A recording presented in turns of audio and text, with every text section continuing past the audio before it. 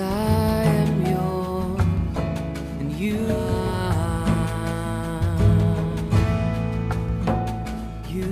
are mine. Salut, Topesi Binonyo surtout, Mbote dans le nom puissant de Jésus-Christ. Mukolo elamu, Ngonga elamu, Pe tika kimia nankolo ezala o mabota nabino. Na pambole bino na komona Yesu. Vous tous qui nous suivez de partout dans le monde, je vous salue dans le nom puissant de notre Seigneur Jésus-Christ. Que Dieu vous bénisse. Je bénis l'Éternel pour cette opportunité. Le Dieu des armées nous dit, il est le maître des temps des circonstances. Et voilà, le temps nous est permis, nous est donné par notre Dieu. C'est un moment favorable. C'est un temps favorable pour Nabiso, Nabino. Toyeba na kokuta na plateau oyo. Pour na kokabola, liloba na Nzambe. Voilà pourquoi tous obenga ngo Kairos. La chaîne oyo abiso ya Kairos. Il dit que le temps favorable de Dieu. Temps parfait de Dieu. Ou la volonté parfaite de notre Seigneur Jésus-Christ. Et toko solo la lelo, di solo ya malam, eza di solo ya kitoko mingi.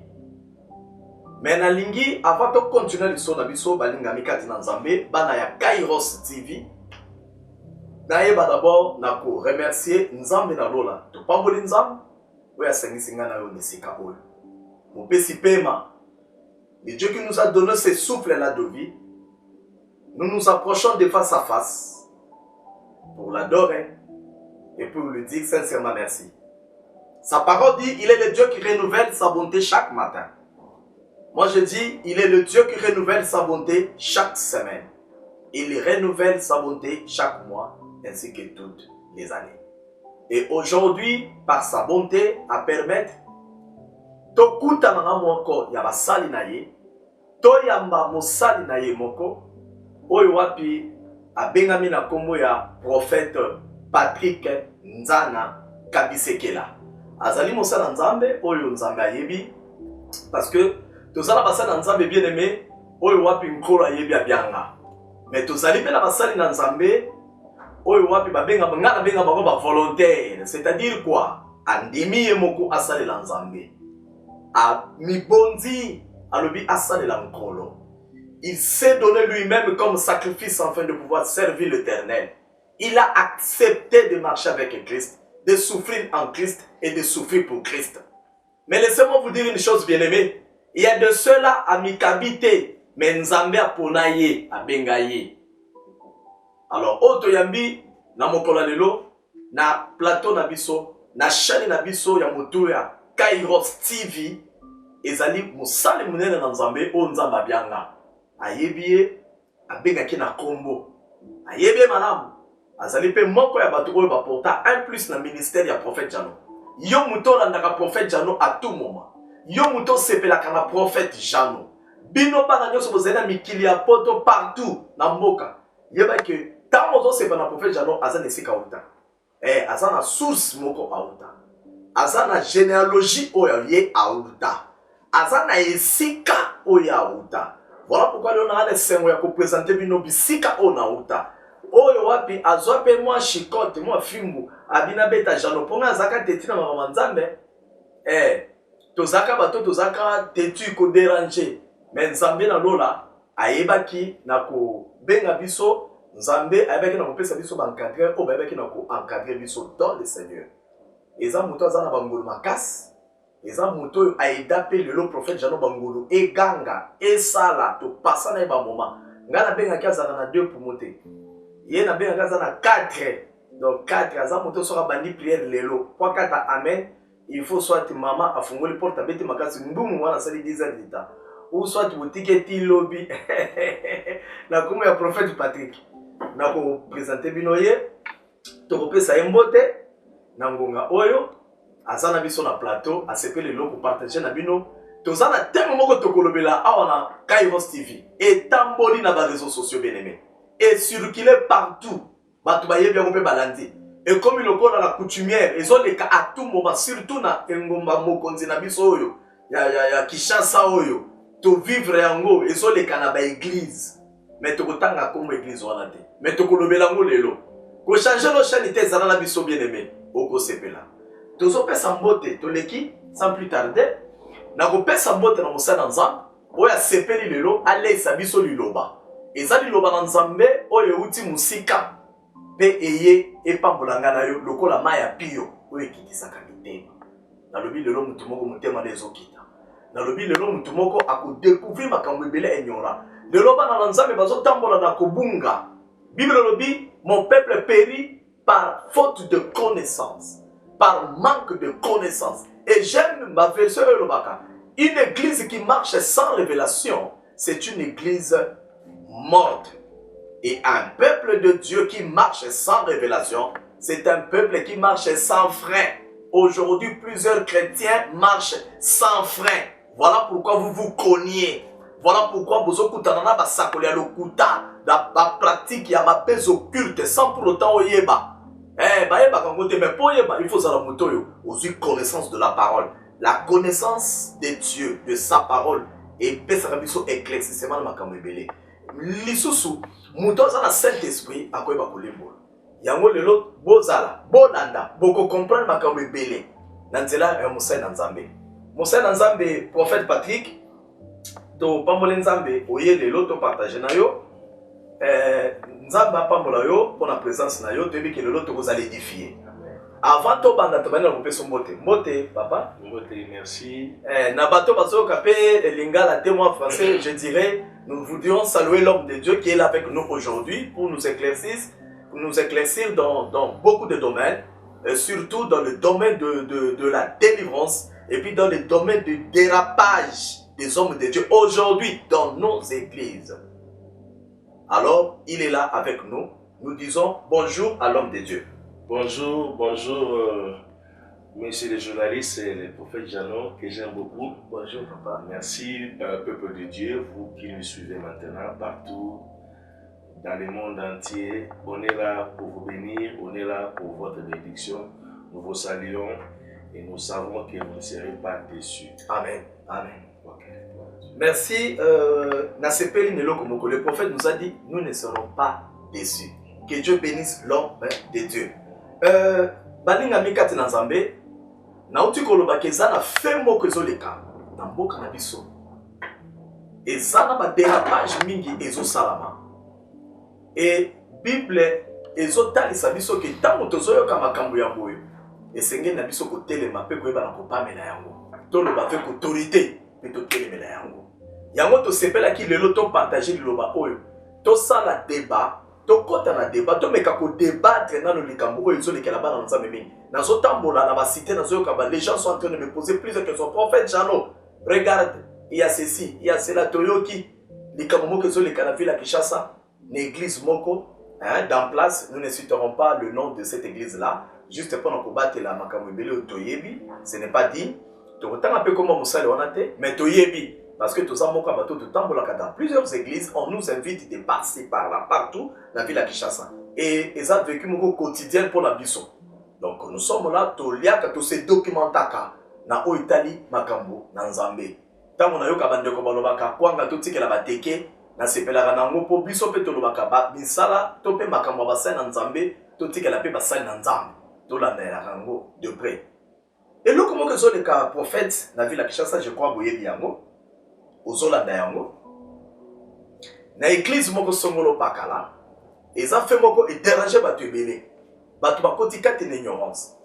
Il y a eu un homme de Dieu, il y a eu un prophète à qui na service à délivrance. Il a eu le temps de prier pour tous les banzini, il a prié pour toute l'église. Mais qu'est-ce qu'il y a eu après sa prédication? Il y a eu un fait oyo elekeli bato ebele. Tant voici ici qu'on semble là comme tout homme de Dieu qui se respecte, qui connaît la chose, qui a la maîtrise de la chose, qui fait partie de ces domaines-là de délivrance, il y a ma prière. Azab Mouto va bonne de la rappeler pour naïe. Il va demander au peuple et aux enfants de Dieu. Il leur demandera de prier pour lui. Alors, il va s'embêter pour naïe. Et tant qu'on va s'embêter pour nous faire bien aimé dans le Seigneur, ma soeur, mon frère, Fongola Matouille. Oyoka Makambuleki. L'homme de Dieu, quand on a imposé les mains, les bandits ont commencé à prier pour l'homme de Dieu. Vous savez ce qui s'est passé après? Demandez-moi quoi, les enfants de Dieu? Bon, le banan nous vient plus prophète, le banini. Ok, namoni boutu ni le prophète, jamais le connaît les kaki. Bananza. Tango babandi kobonde la pono mosala nzambe. Mosala nzambe akoi. Mosali nzambe akoi. L'homme de Dieu tombé, chaos technique. L'homme de Dieu est tombé. Et tant mosala nzambe akoi, babandi ko chasser milimo mabe ezolo banakati ya mosala nzambe. Écoutez les enfants de Dieu, écoutez-moi bien. Je ne dis pas qu'on est en train de chasser les esprits mauvais dans un corps d'un fidèle. Non, non, non. Je ne dis pas ça. Le prophète Jeannot dit ceci. Je parle très bien. Je dis. C'était un homme de Dieu, un prophète. Quelqu'un qui avait un ministère prophétique que Dieu utilisait très puissamment. Mais arrivé à un certain temps, dans sur ça la délivrance. Alors il priez aussi pour moi. En toute aisance. En tant qu'homme de Dieu, tu as aussi besoin de la prière. Mais chose bizarre. Il n'avait pas tort en demandant qu'on puisse prier aussi pour lui. Prophète Patrick, je ne crois pas si cet homme de Dieu avait eu tort. Parce que c'est quelqu'un qui priait. Non, non, non, non. Il a raison. Mais il s'est fait que tant que de la Ponaye a quoi l'homme de Dieu a quoi prophète Abambani, pasteur a quoi Abandi Koloba, Nakei, Botikangai. Mais lui, moi, s'est manifesté. Des esprits mauvais ont commencé à parler dans l'homme de Dieu. Et Bandemi Basali, pasteur délivrance. Alors, et ça, et l'eau est dérangé, mais t'es mais bateau. Mingi, Bamitungi Sami. C'est pour cela aujourd'hui. Et ça, ça va partout, prophète. Partout les enfants de Dieu. Partout les Kamunazolo, Batou Bayebi Yango, et ça, ça. Alors, tu as qui te partage, on a besoin d'un zam. Ah, mais quand nous devons débattre les Kambo de l'eau parce que Azam n'a l'obi bien. Azam parmi bateaux, nous avons bien la ville à Kishasa. Je dis bien la ville à Kishasa, la délivrance.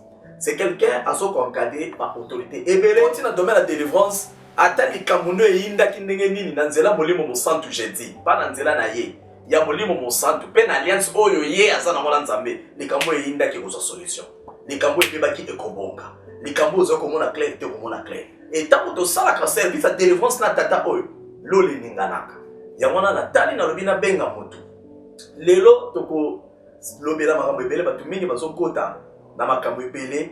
Oh, bah ça dans le domaine de monter. L'autre on a besoin de domaine de délivrance. Alors le biso. Likambo prophète Patrick Eleki ndengeni.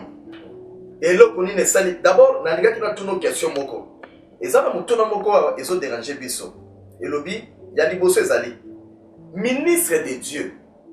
Qui est un ministre de Dieu? Ministre de Dieu Zanan. Pour ministre va délivrer. Merci pour la question. La question pour introduire,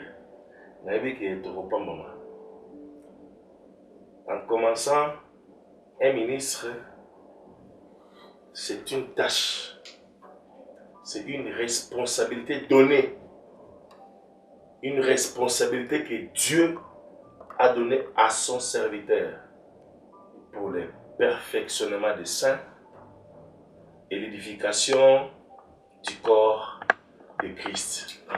La ligne expliquée au bout. Un ministre de Dieu, c'est un don.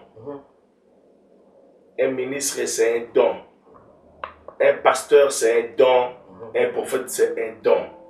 Un ministre, c'est un homme don. C'est un homme don. Il faut savoir qu'il y a trois types de dons.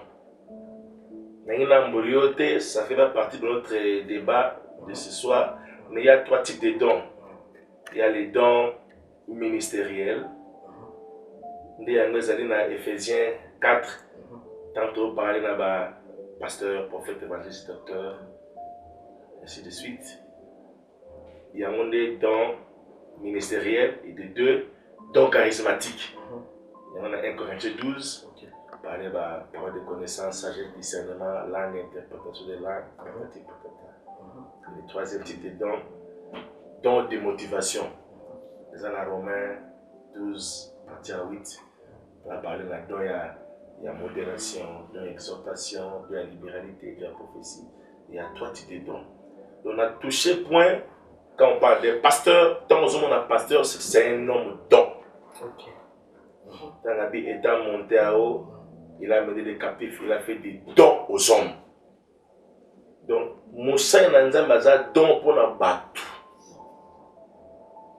C'est un homme don. C'est un don de Dieu pour l'Église. Amen. C'est un don de Dieu pour l'humanité. C'est un point très important où il faut tout recadrer en haut. Bien que le bassin Nzambe basa humilié, basa minimisé, dénigré, mais au départ dans les connaissances Nzambe, l'homme de Dieu c'est un don. C'est un don.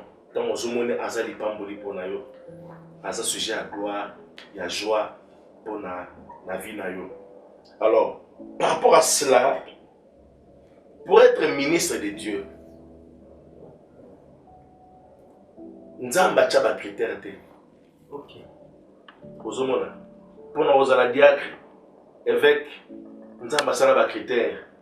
Il faut que nous mais pour nous avons ministre, nous avons des critères.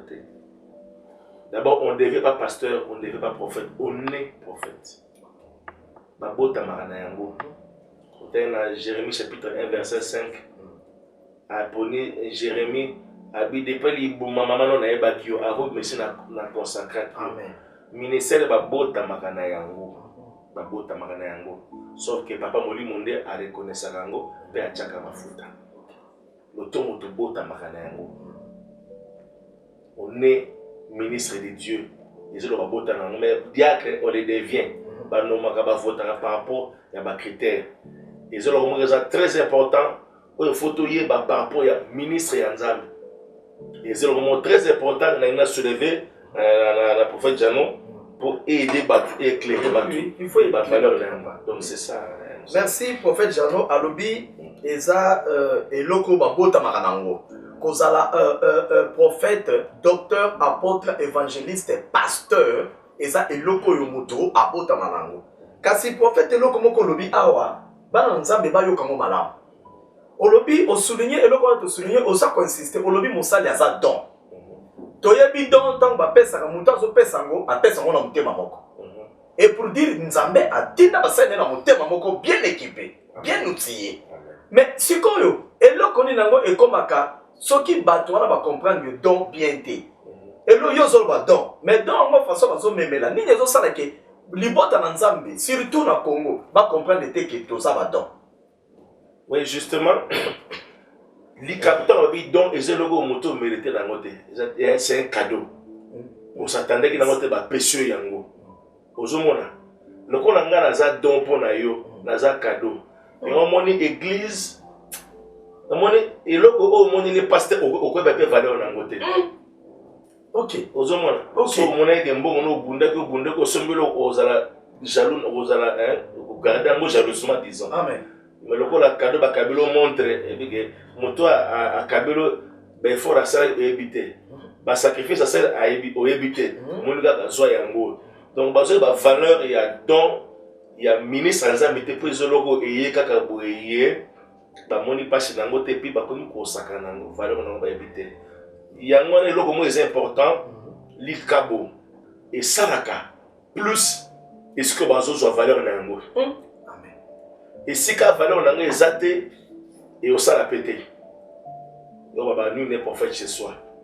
Mais si ka bazo respecter, si ka likabo sala c'est que ba moni valeur na ba respectant.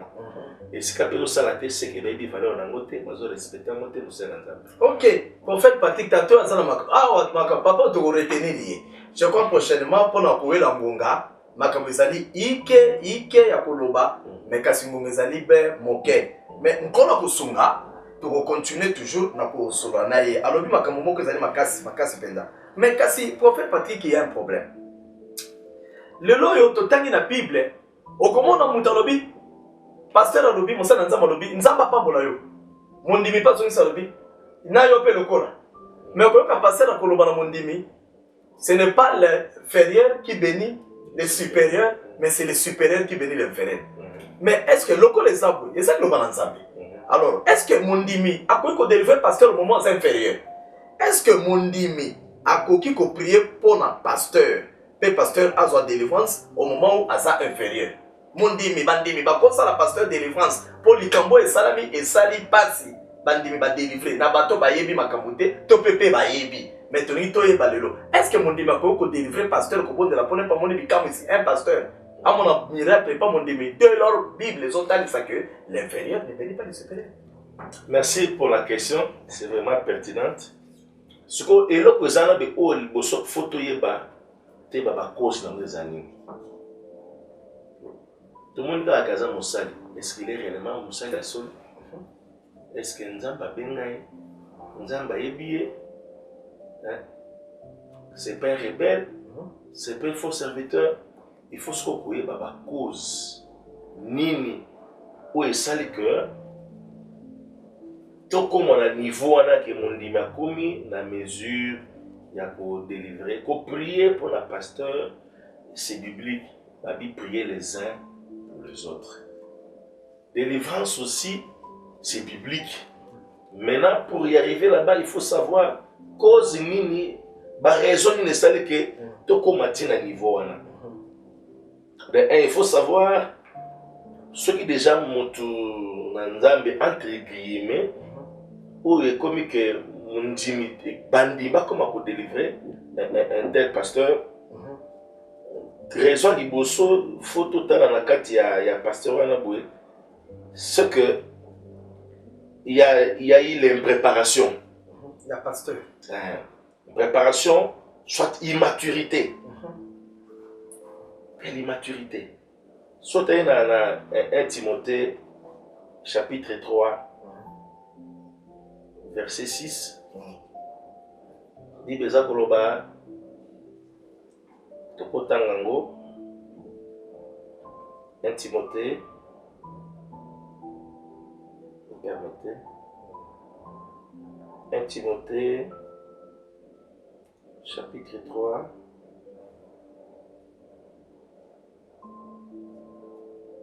Excusez. Verset 6. Voilà. Bangloba Aboué, mesure 5. Car si quelqu'un ne sait pas diriger sa propre maison, comment prendra-t-il soin de l'Église de Dieu? Verset 6. Il ne faut pas qu'il soit un nouveau converti, de père qu'enflé d'orgueil, il ne tombe sous le jugement du diable. Aux hommes, peut-être à quoi le jugement du diable, Azane Mutumo Yasika, Abani Magamanzamba Sika. Il n'a pas été bien rodé, bien préparé, bien formé, bien encadré, bien délivré. Azuga Rassoafana qui n'a pas l'ensemble, et puis mon marché qui peut, à ce que je me sers l'ensemble, je m'ai beaucoup plus de bassin, tu commences à apprécier.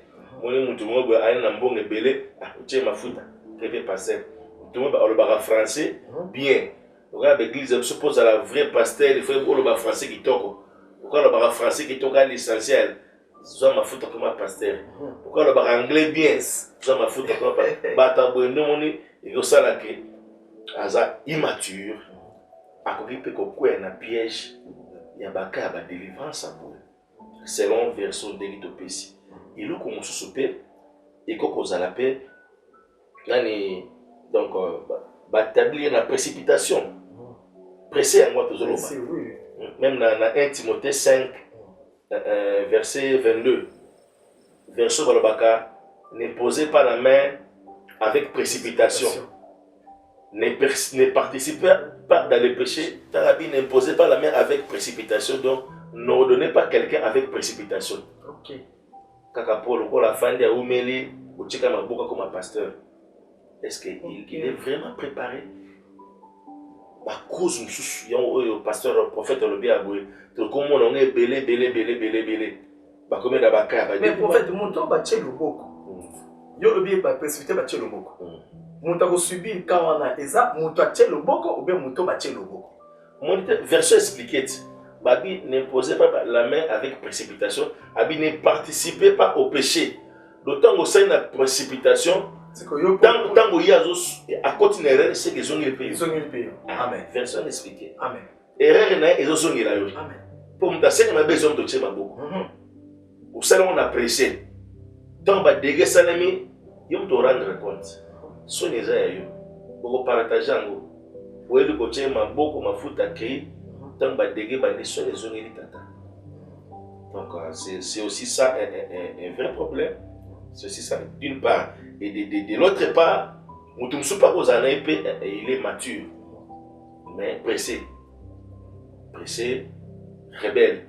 Dans Ésaïe 30, verset 6, Baza Koloba, 30, verset 1, bah dit malheur aux enfants rebelles qui prennent des résolutions sans moi et qui font des alliances sans ma volonté pour accumuler péché sur péché.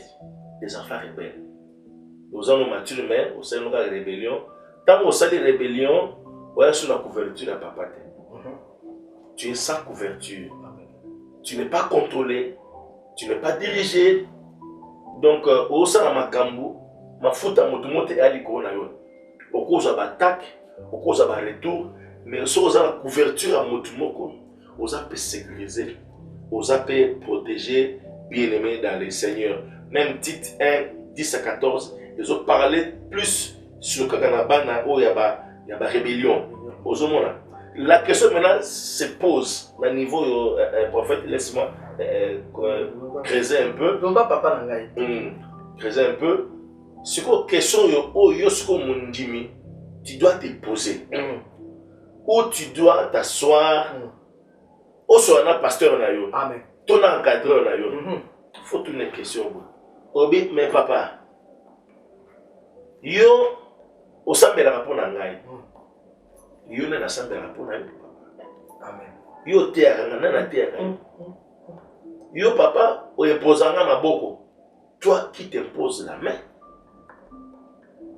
Yo na pesaka o dim na ngai. Yo pesaka nani dim na yo. Faut tout na responsable de question là. Ce qui a tergiversé, a clarté en tout cas. Amen. Amen. Amen. Erango kanga bisaka uto bana kiza mwana bendana. Amen. De peur que passer le sunga yo no go sunga ye. Parce que ça makambo yango a pasteur azana mafuta te azana couverture te. Et si ka uti abimina lipa molite. Et c'est possible. Quoi na ba désastre boy. Comme on a des délivrance, Azana Mouto a tché ma foute à thé. Ana Mouto a tché le beau côté. Azana Mouto a fait ça à 10 minutes pour protéger le ministère et protéger Moussa. Donc, et ça, on a énuméré un peu de mots pour le remarquement. Et tché na condition où Azali vulnérable. Donc, c'est ça. Merci papa bakamolobi et ningisi ngai penza na bike batu bazolanda na tango baza ko pambola ba. Prophète toko bengi so lisuso ya polikambo lobi tuna muto azobondela pona yena na bondela pona ye. Muto achako maboko ye bachake panani. Muto yo zopesa dimi ya pesa ka dimi wapi. Po il faut ça la peine muto yo o yazo mafuta nepe zo kita likolo. Bien aimé eza eloko moko tokolobela mo kasi prophète. Et ça, il y a awa, na quand on déjà réponse. Tonnerre kaka ko tourne loko moko. Mutuna na biso ezali boy. Est-ce que Moussali na Nzambe, un pasteur, peut-il être délivré? Est-ce que Moussali na Nzambe, o babengi ministre de Dieu, akoki koleka na délivrance? Le lot tozomona ba pasteur ba sala kaka ba délivrance. Les cas de délivrance, tu as un problème spirituel. Les cas de délivrance, il y a des gens, papa, vous savez, il y a des bandimi, ba benga nga ba papa. Dites-nous un peu. Bino, ce qu'on veut le la délivrance, moi quand on a une question. Mais parce que vous êtes des humains. Oui, parce que vous avez tout le corps à biso et Dieu ne fait exception de personne. Il y a des bandits, mais ils ont pas périsé. Alors le prophète n'a pas éclairci le biso de l'eau ensemble dans bateau bazo la biso. Toyeba, est-ce qu'un pasteur a besoin de délivrance? Pourquoi on peut laisser la délivrance? Pour y a ça la carte de délivrance, il n'y a pas ça pour sa délivrance. Ça c'est le 1, 2, 2. Bien biso. Comment est-ce que pasteur topé d'esprit nini sorte nini à banvoutuma topé ba possession le lengi nini o pasteur akoki ko subir na. Merci. Na sepelo pour ba question ezali to mingi. Alors ba bonne question qui méritera ba bonne réponse. Amen. So une question na be réponse peut en be mingi. Na sepelo mingi en tout cas par rapport à cela moi aussi je vais interroger la Bible. Alors, toke na Bolé bisi mosala nzambe. Nakato muke. Moi mungwa dans l'olem. Oyebi yeso azolo na biso, la nature doit quand même nous enseigner de quelque chose. Justement. Pourquoi? Moi j'ai fait un constat, l'homme de Dieu. La manière dont marche la nature et ça peut ningi liloba nzambe etambola. Nzambe azotalisa que soko tali nature ezo enseigner biso nini. Mutu kata mozotambola nango. Arrivé à cette époque dans la garage. Ate ekufite po biso awa to biso penda batu mindu mingi mondele pensate.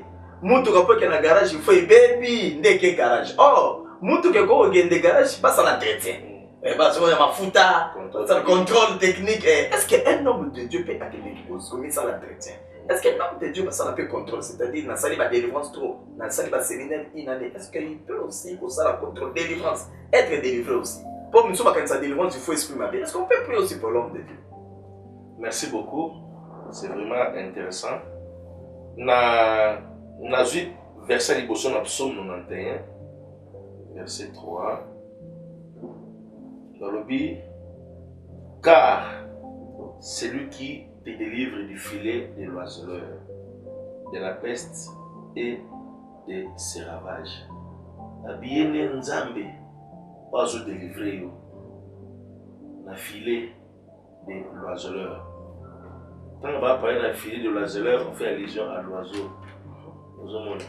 Pour nos kanga mbisi il faut que na mai. Pour nos kanga nyama zamba piège assez. Pour nos kanga pendeke ils ont la pièce à hauteur.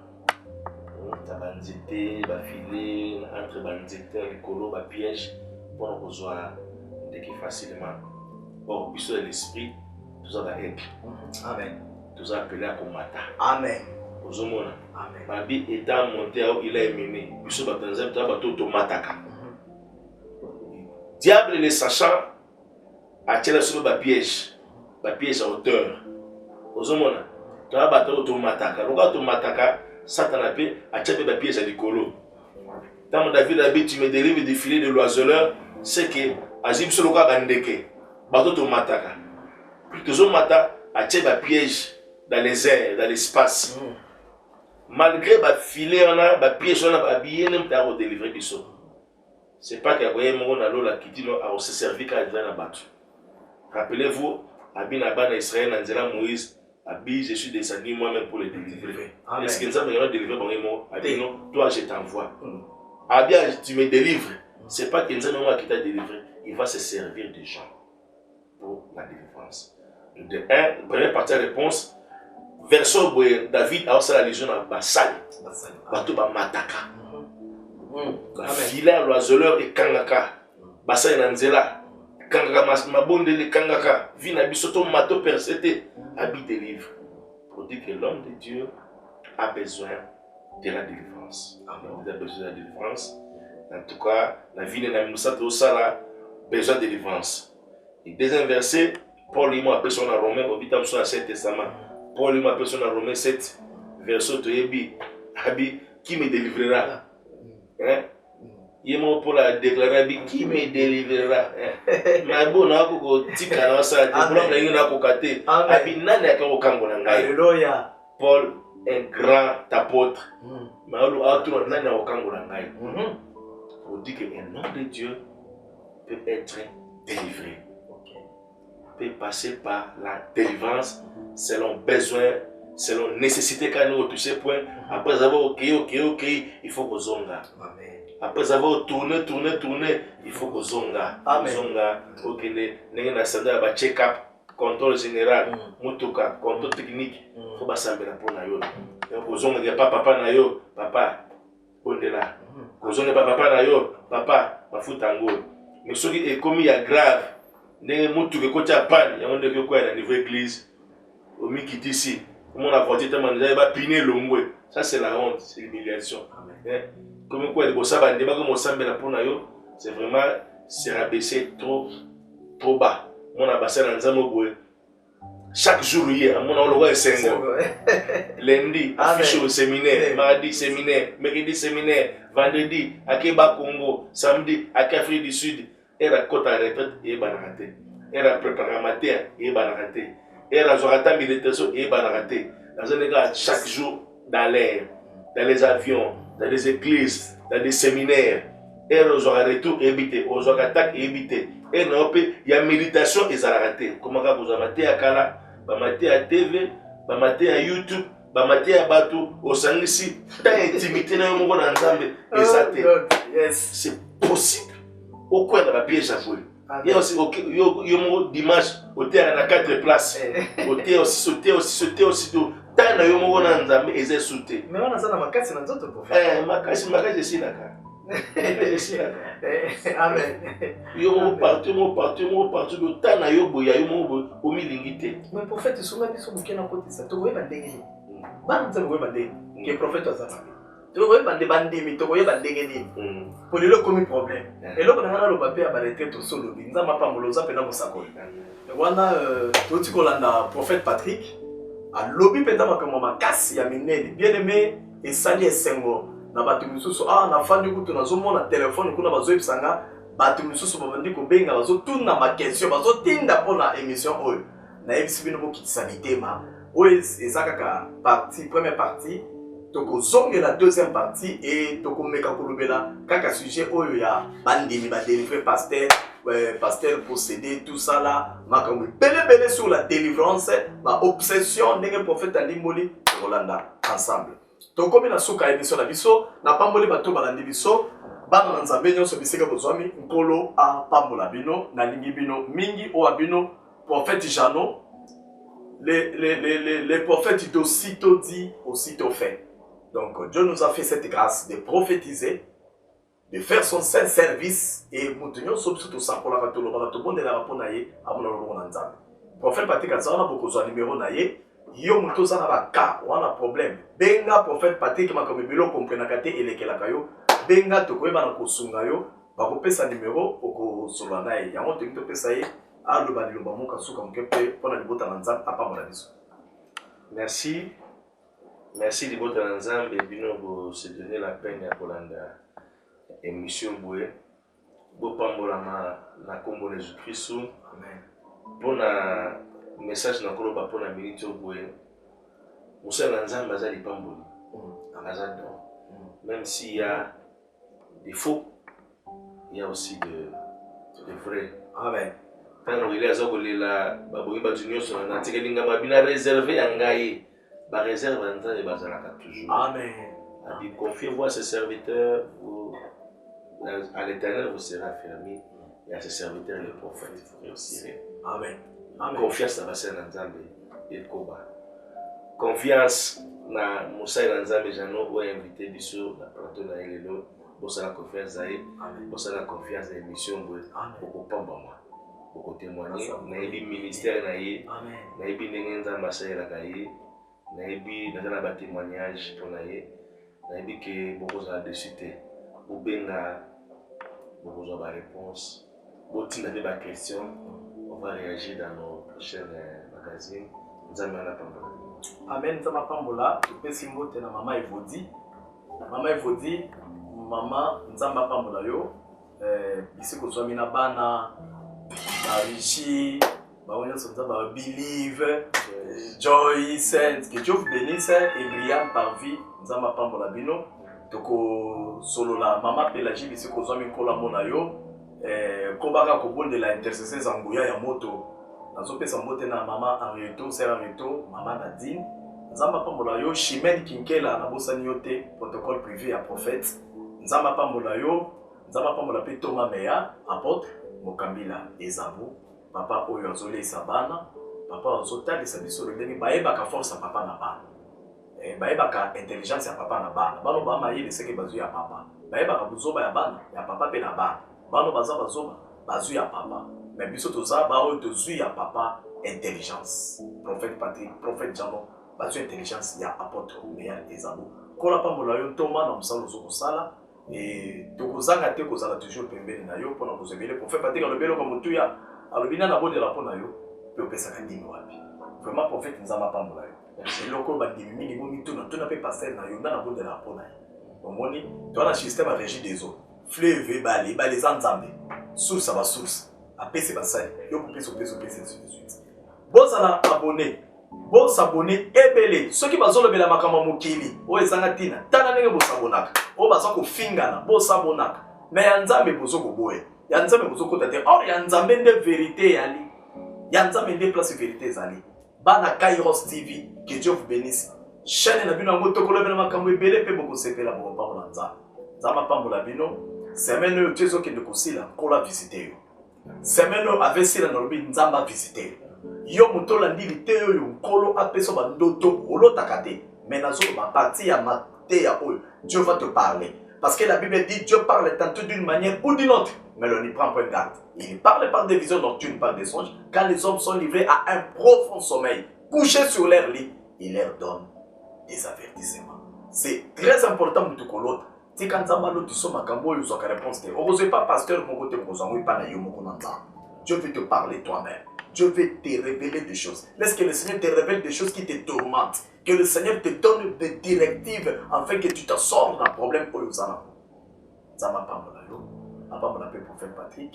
De mon année, Malasima. Bozala, beau abonné.